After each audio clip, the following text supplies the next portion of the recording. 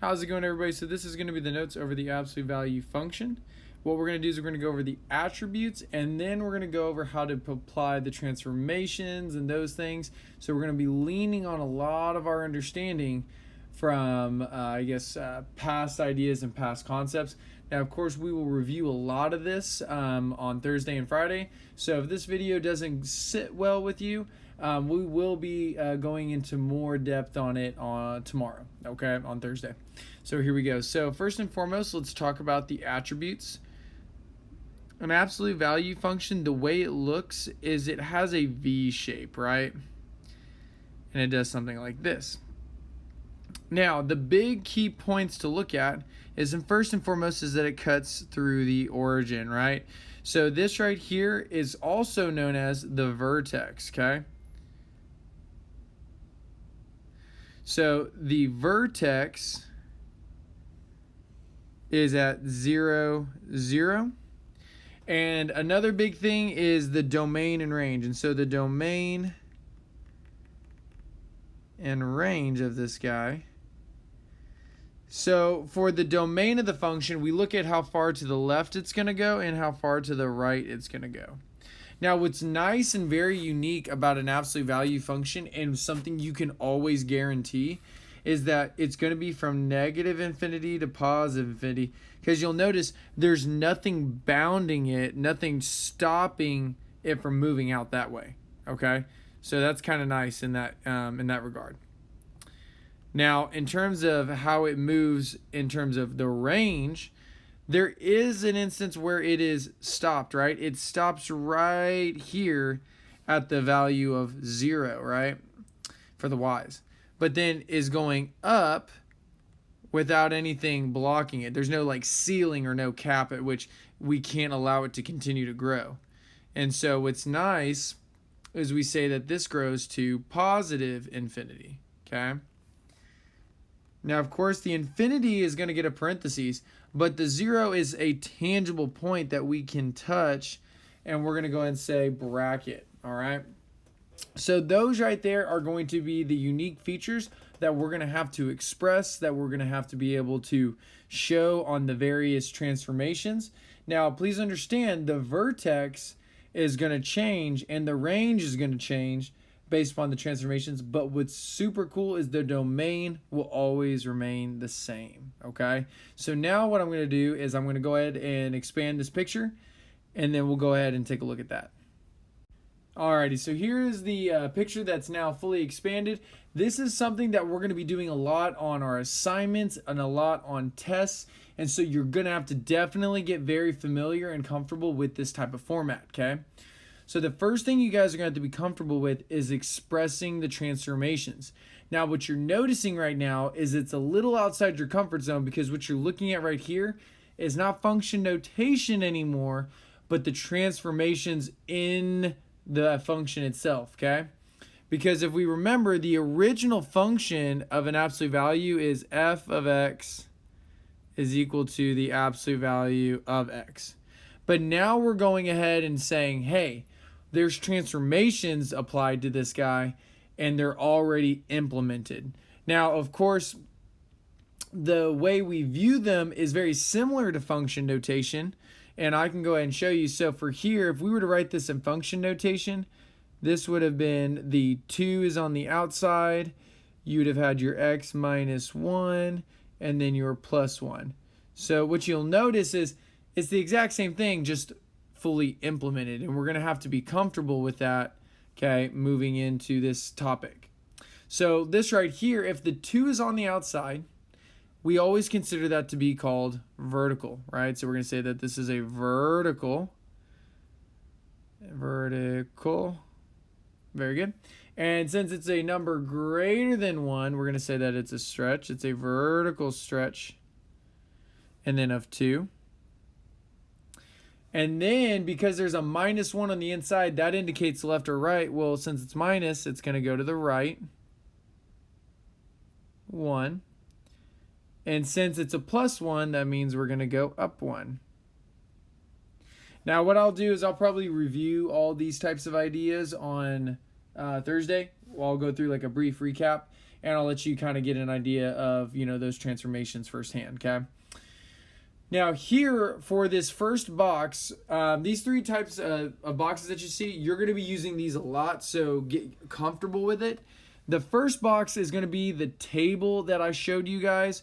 Remember, this is the table -2, -1, 0, 1, and 2. And then the points that go with it are 2, 1, 0, 1, and 2. This is the table, like I said, that you received when we first introduced all the parent functions. And this first box will always be the parent function box, okay? Always the parent function box. The two boxes to the right will always be transformations. Now, the second box is always going to be anytime we're going to do multiplication or division. The second box will be when we add or subtract. And this should make sense to us because when we're doing PEMDAS and all that good stuff, we always apply, multiplication and division, and then we apply the addition and the subtraction, okay? So when looking at this right here, remember everything on the outside applies to y. So these apply to the y. Everything on the inside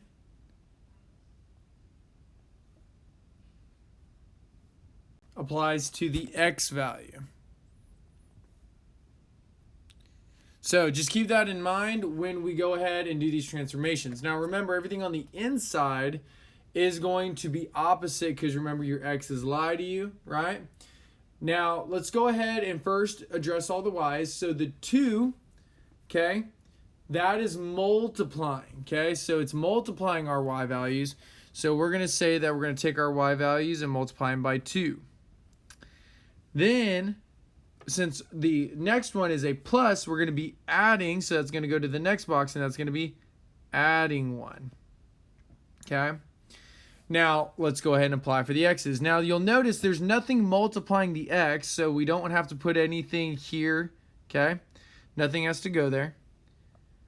But there is something that is subtracting the x, but remember, it's not necessarily subtracting, it's actually adding, because we got to think in terms of the opposite. So we're actually adding 1 to my x values, okay?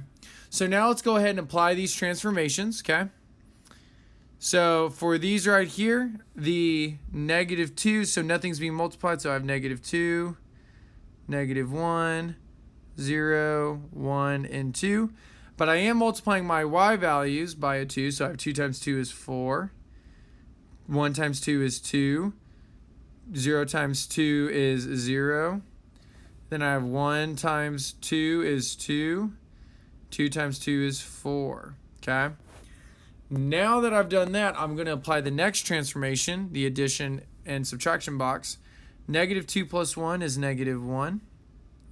-1 plus 1 is 0. Then, of course, 1. And then 1 plus 1 is 2. And then 2 plus 1 is 3. Now let's do the y. So 4 plus 1 is a 5. 2 plus 1 is a 3. And then a 1. And then a 3. And then a 5. Now, what's really unique, guys, is the center box is always your vertex. So that's why this vertex part right here is pretty easy to find, because as long as you do the middle box correctly, you have your 1, 1 as your vertex. Now, the domain is also really easy because remember, the domain is always from -infinity to +infinity. No matter what. It doesn't matter if you had done the transformations before or after. That could literally be the first thing you write is the domain. But the range, unfortunately, will change depending on how we move it around the graph.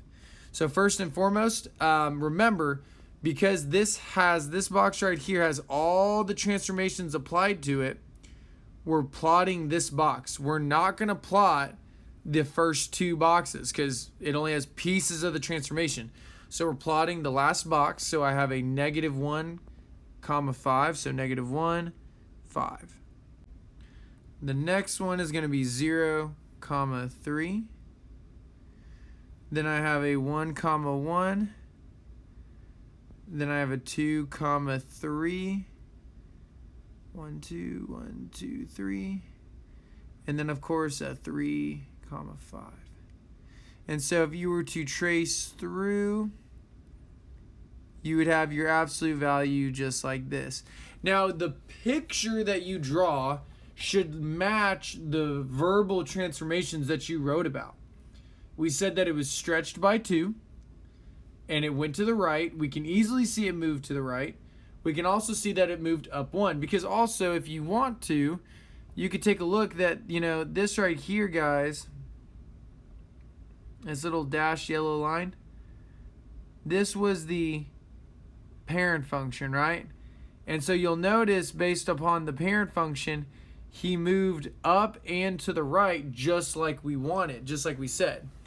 Now the idea is we now need to talk about the range, and so the range is read from bottom to top. Well, the furthest down this graph goes is at 1, right? But then goes up towards infinity. So it's no longer at 0, comma infinity. He's now at 1, comma infinity. And of course he too gets a bracket and then a parenthesis. Now guys, that is just kind of a little bit of a crash course into where we are going with these transformations, with these parent functions.